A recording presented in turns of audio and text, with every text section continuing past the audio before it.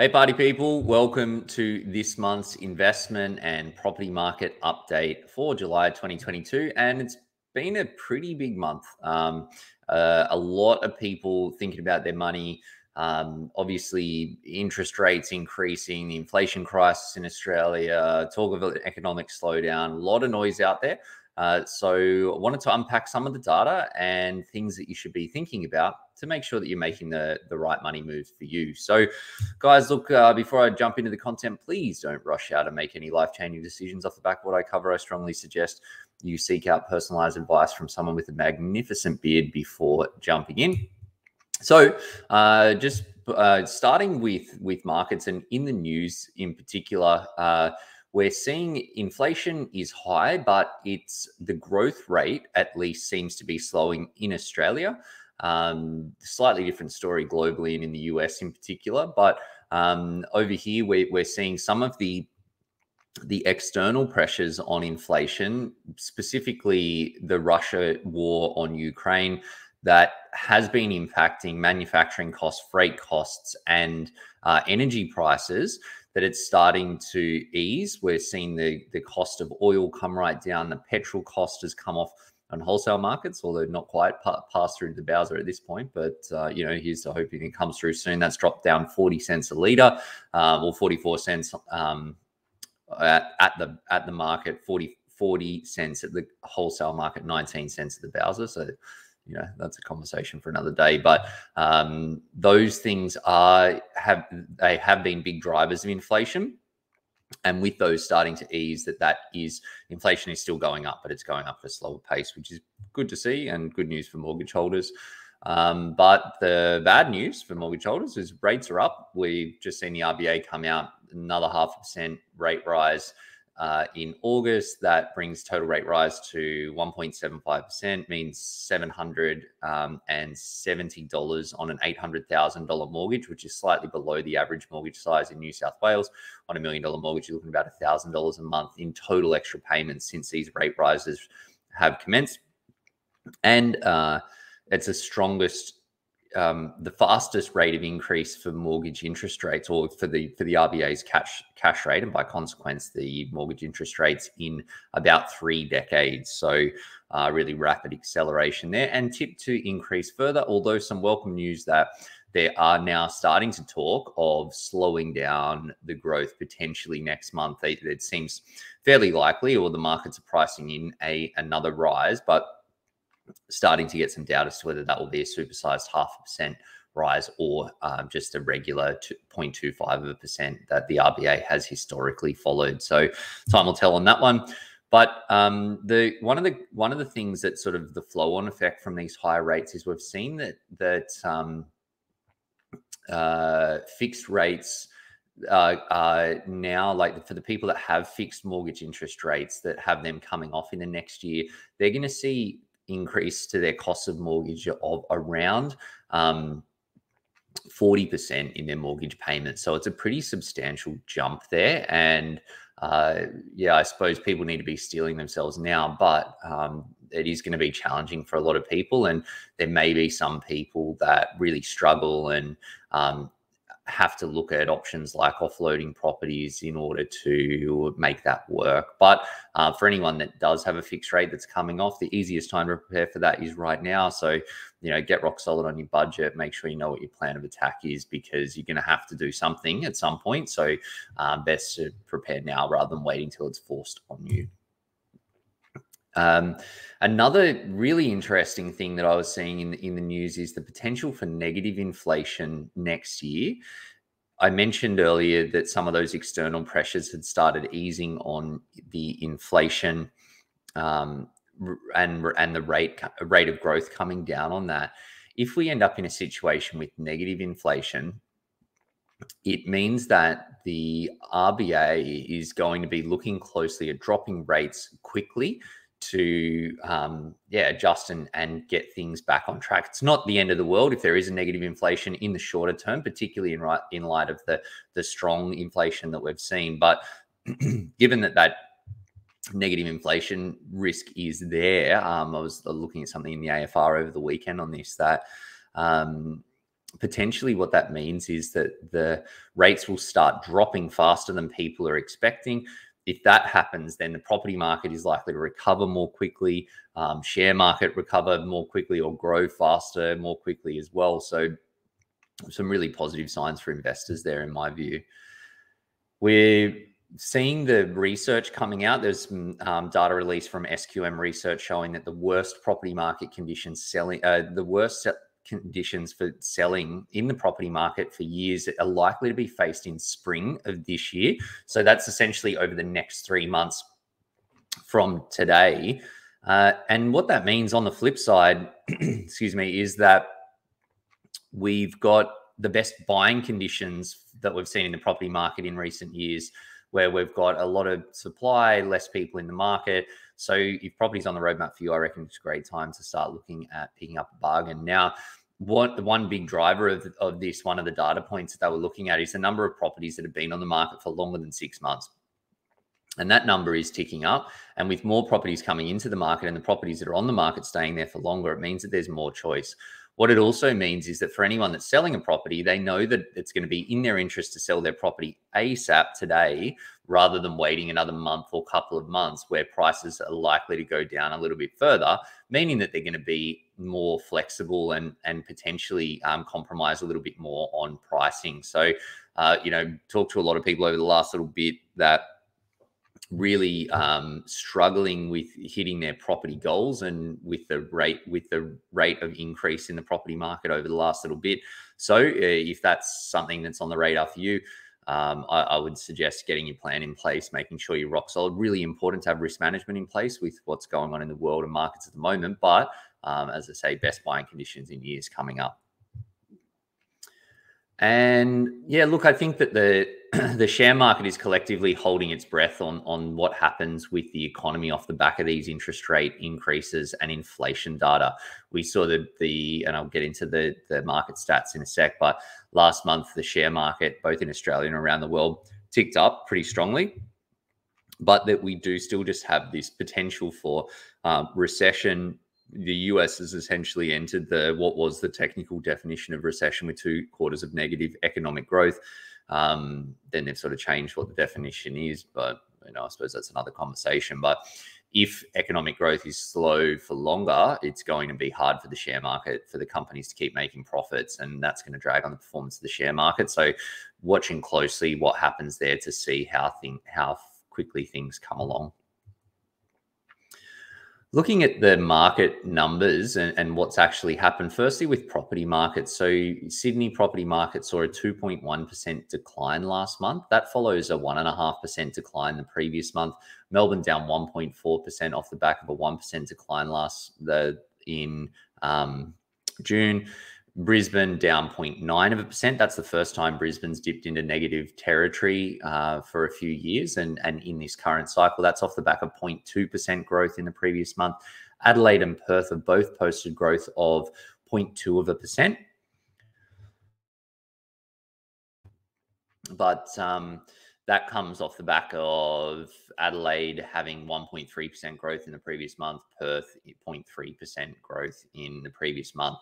So the combined total of Australian 5 capital cities is down 1.4% off the back of a 0.8% decline last month. So we see that, Sydney and Melbourne started leading the decline with slowing of the property market just a few months back.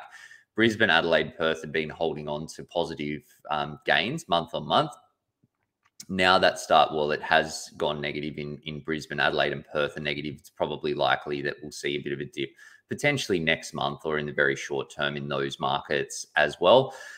Putting it in perspective, and obviously there's a lot of headlines out there and a lot of fear, but a 1.4% decline, which is the average decline in Australia across these 5 capital cities on a $1 million property, that's a decline in value of about $14,000. So not nothing, and it's always bad to see, not comfortable to see things going backwards. But off the back of a 23.7% gain on property last year, where things are still way ahead, and it's probably not the doomsday scenario that a lot of media commentators are talking about out there today. Looking at markets now, so the Australian share market first, the ASX 200 posted a gain of 6.3% last month. That brings the total performance for this year to 9.4% down in the ASX 200. S&P 500, so that's the 500 largest companies in America, went up by 9.11%. That brings their gain, their performance. They've posted a loss of 14% for the current year to date, calendar year to date, which brings them back out of the bear market territory, which is showing a negative 20% decline. The NASDAQ posted a gain of 12.35%, so really strong performance in the tech sector, but still they're posting a loss of 21.75% for the year to date. And the crypto mega cap index posted a gain of 31% last month, which look, it's still down 51% for the year to date, but it's a pretty strong turnaround in that market. And there's a lot of talk of the crypto bottom being met there as well. So overall in equities, definitely some positive news there for investors. Good to see that recovery in place. And, you know, it sort of highlights the fact that things do move pretty quickly there, with a lot of people paralyzed by the fear, wanting to sit on the sidelines, wait and see. And often when you do that, you're sort of missing the boat. Our investment story of the month is Prosper Group, which is PGL on the ASX. They're Australia's #1 small biz lender. They just did a record quarter of lending, doing $104 million in new loans, and their share price is up 21% year to date. Now, I find that those sort of companies, the lenders, and MoneyMe is another one of those, that they tend to perform really well, almost regardless of what's going on in the market conditions. Obviously, a recession bad for business, but I think this is definitely one to watch over the next little while. In terms of what to look out for in markets, inflation is really crucial. That data coming through, how quickly it slows, what happens there, what the economy does as a result, and what unemployment does in particular. Because I think if unemployment can stay at anywhere close to the record lows that we're seeing at the moment, that's going to say good things for the economy, keep the economy sort of ticking along, and that does good things for investment markets. We're seeing property buyers pretty fearful out there at the moment. Aussies love property, and there's always so much talk of this property market collapse that just doesn't seem to come for some reason. So, well, I say that sort of tongue in cheek for someone that can't read through my monotone intonation there, but we do have really strong fundamentals of the Australian property market: strong demand, net population growth, low unemployment, areas, limited supply, restrictions around that. So, yeah, I think that it's something that's really gets a lot of attention and a lot of clicks and drives a lot of advertising dollars for media, but some of that fear is a little unfounded in my opinion. Interest rates are increasing, but potentially starting to slow. So next month will be really interesting. That up until the last board meeting, they were predicting a 0.5% rate rise this month, 0.5% rate rise next month. Now talking about potentially 0.25% next month. If that happens, I think it'll be a welcome sign for the economy and signal that the RBA is confident that inflation is coming down. If it's 0.5%, like I think we've still got a ways to go with the cash rate at 1.85%. Even the most sort of rosy of forecasts have the cash rate capping out at 2.6%, and most of them have it capping out just over 3%. So it seems that they're still going up there, but if it's going slower, that's going to be welcome news for borrowers and also the economy and investors as well. And I think the potential for a sharp recovery there based on that, both in economics, property market, and flowing through to the share market as well. Something to really watch again with the inflation data and what happens off the back of that as well. So getting into the nitty gritty of the Australian economic data. So our inflation is up at 6%. That's from 5.1% last month. Household savings rate, the data hasn't fully been released for the quarter so far, but I was just looking at some data the other day that showed that through the last 2 months, Australian households saved a total of $5 billion, which sounds like a big number. But in the previous 2 months before that, Australian households saved $25 billion. So basically, the household savings rate has gone down by 80% over that period. And I think that shows that people are either, struggling with higher costs, that's chewing up part of the savings. But yeah, it's an interesting one to see when households are pulling back that much. It's clearly there's something going on. They said it could be potentially a seasonal trend, so the next couple of months I think will be interesting to see. But clearly a big turnaround there. Economic growth is still steady. New data hasn't been released, as well as unemployment growth, unemployment rate, and employment growth.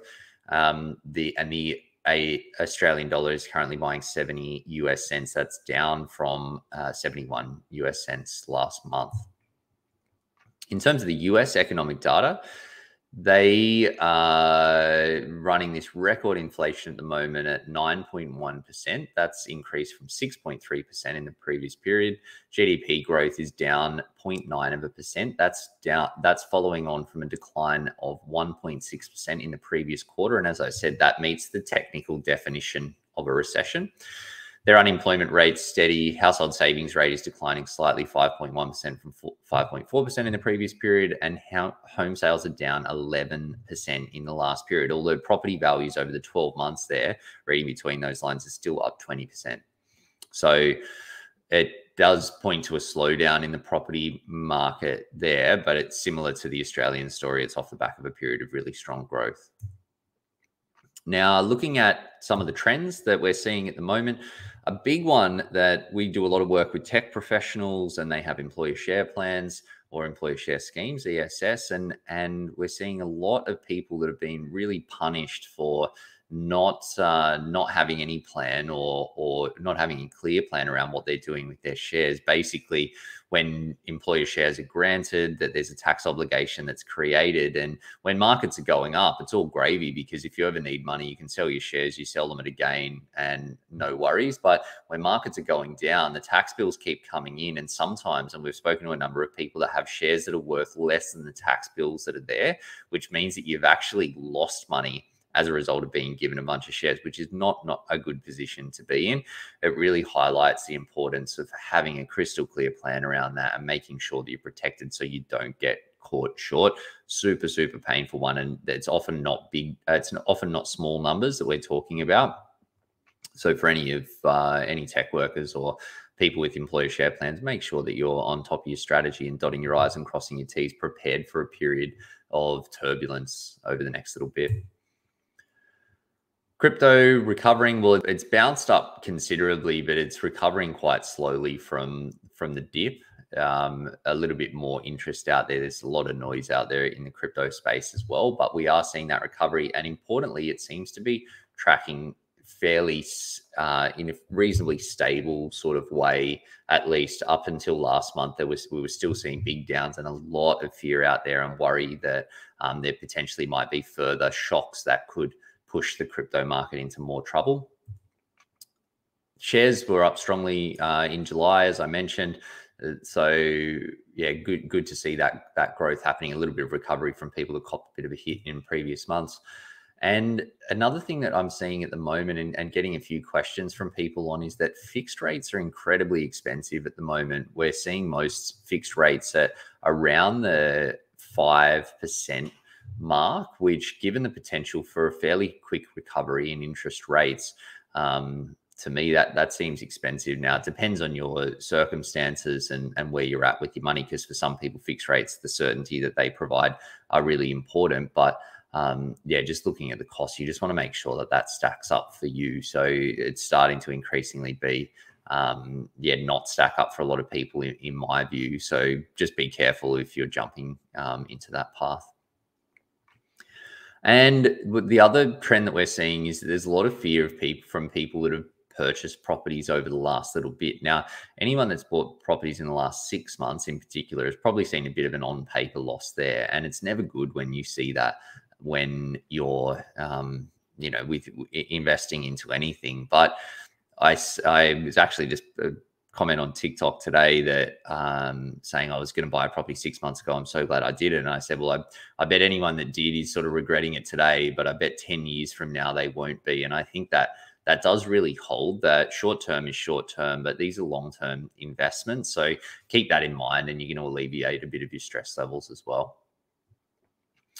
In terms of our hacks and mistakes, starting with the client story of the month, working recently with a couple in their 30s, their combined income 320K, their assets and investments was total of 560,000, and they were saving a total of 5,000 per annum. They had some pretty big goals, but no real direction to get there. They were incredibly frustrated by their tax bills. These guys ran a small business, and they had no pathway to their dream home.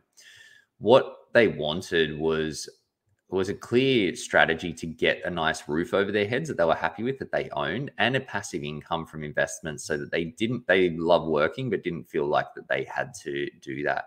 Now, what we chose to do as a result of the plan was purchase an investment property with a view to buying another investment property when the numbers stacked up.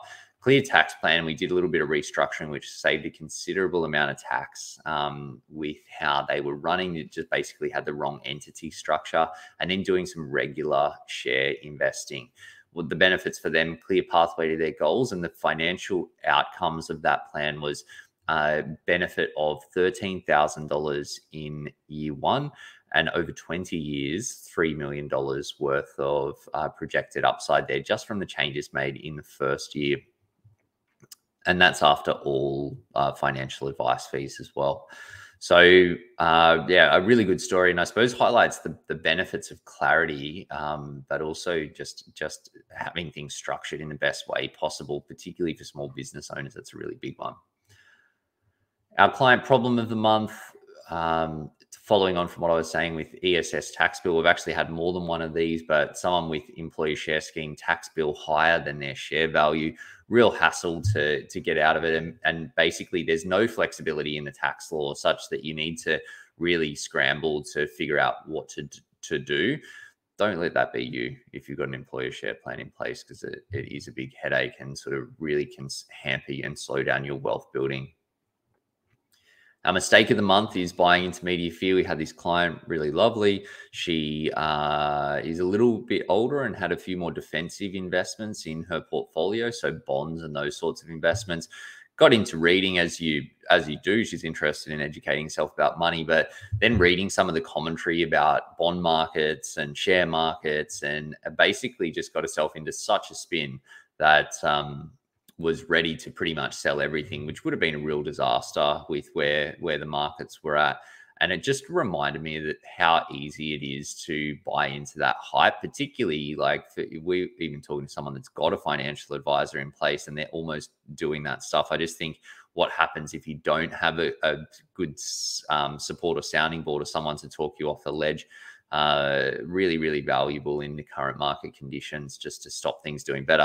A lot of research that shows that making the right decisions around timing or avoiding making the wrong decisions adds up to about 3% annual return year on year, which makes a huge difference, particularly if you're young and you've got a lot of years ahead of you from an investing journey perspective. Our money hack of the month was minimizing first home spend. This is for a client, and we work with a range of clients. This one in particular, though, she's making a good income and saving a bit, but not heaps, not like falling over piles of money or anything like that. And looking at buying her first home, and we were looking at how much to spend and what sort of property she would be happy with. And then anyway, she ended up compromising a bit on. She found a property that was $100,000 less than she was initially going to spend, and figured that she was going to be happy with that as a stepping stone property, at least for now, until she'd hit some of the wealth targets. And what we realized was, as a result of spending less, it meant less money going in as a deposit, less money from a cash flow perspective on the mortgage payments, less ongoing costs because the property was smaller as well, which left a lot more money for wealth building. And it made a massive difference in her bottom line over the years to come. So I get that it's nice to have a nice roof over your head, but when you minimize how much you spend on your home, you maximize how much you can spend on building your wealth or invest into building your wealth. And it does make a pretty considerable difference. And our success story of the month is we've had a couple of these that first property purchases after putting in years of work with market conditions, turning in property buyers' favor after they hadn't been for the last little bit. We've had a handful of clients that have bought their first place after saving for a bunch of time to get there. So it's it's hard going, particularly if you don't have family support and you're looking to save up the property deposit all on your own and you don't want to take out a massive mortgage. So it's highlights to me the benefit of just keeping your focus, knowing what it is that you're doing. And I found that these people have followed the bouncing ball because they could see that it was all achievable. When you got massive goals, if you don't have a clear target, it's much, much harder to follow the path. So guys, that's it from me for this month. If you've enjoyed this, please give it a share around to anyone that you think would like to make smarter money decisions. And guys, I will catch you next time. Bye for now.